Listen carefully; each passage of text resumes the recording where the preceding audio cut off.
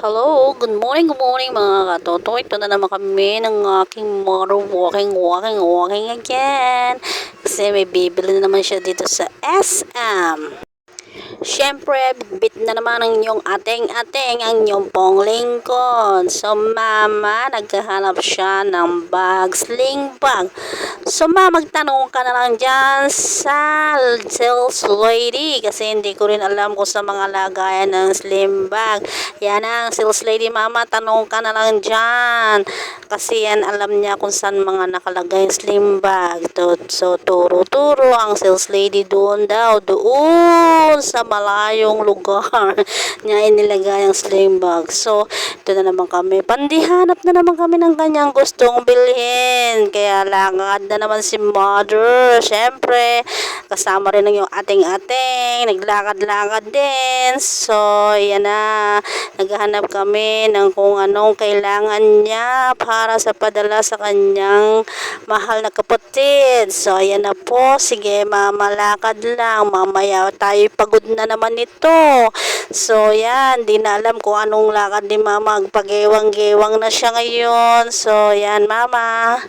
Ay, nako, mama. Ang hirap naman sumama sa'yo. Palakay tayo lakad ng lakad para tayo lagi nagpo-prosesyon. So, mama, yan. Nakarating na kami sa tindahan ng sling bag. Ayan na po. Yan na. Slim bag ni Mama Rosie. So, tingnan natin kung anong klaseng slim bag ang kanyang makukuha. Yan na po. Pero sabi ni Mama, ito rin yung inaikot namin kanina. So, maghahanap pa rin kami ng sling bag. Matanong ka lang dyan kasi alam nila kung saan nakalagay ang mga sling bag. Yan, tanong ka kay Mamang sales boy. Yan. San po ba dito may sling bag? Mamang sales boy, sabi ng mama ko.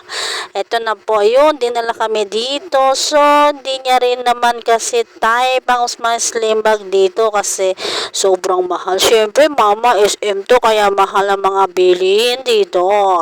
Sabi ko sa iyo, doon lang tayo sa palengke kasi doon mura lang at matatawaran pa. Yun nga lang ang produkto sa palengke ay madaling masira. Kaya dito kasi sa SM good quality ang mga binibenta. Hindi lahat pero meron din namang matagal masira. Yan, dinala kami dito kay Barbie kasi meron daw dito sling bag. So, tinag-isipan pa rin ni mama kung gusto niya itong sling bag kasi ang presyo niya ay mahal.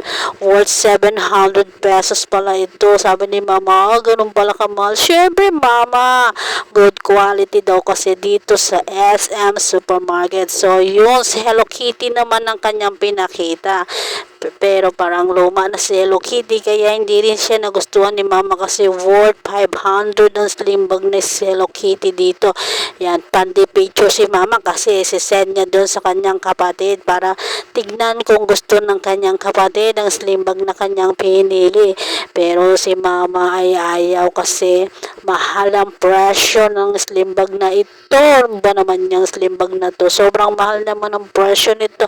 Ang liit-liit na bag. So, isinoli niya rin ito dun sa may lagayan kasi sabi niya sobrang mahal naman ang presyo ito tapos isa lang ang bukasan, walang masyadong paglalagyan ng mga gustong ilagay ng isang bata.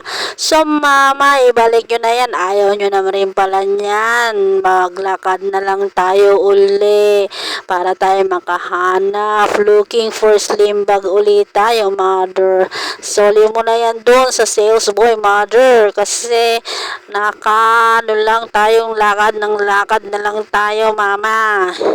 Yan mga katoto, hindi niya nagustuhan ng slim bag kasi kami maghahanap pa kung saan kami makapunta ng aming mga paa. So, yan si mama. Paditingin na naman sa cellphone. Kaya kami natatagalan kasi ganyan.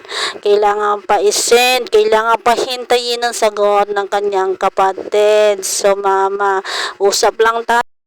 So, nag-decide kami na wag nang bumili. Kaya mga katoto, baka sabayan nila kami bumili. Salamat po sa inyong panonood.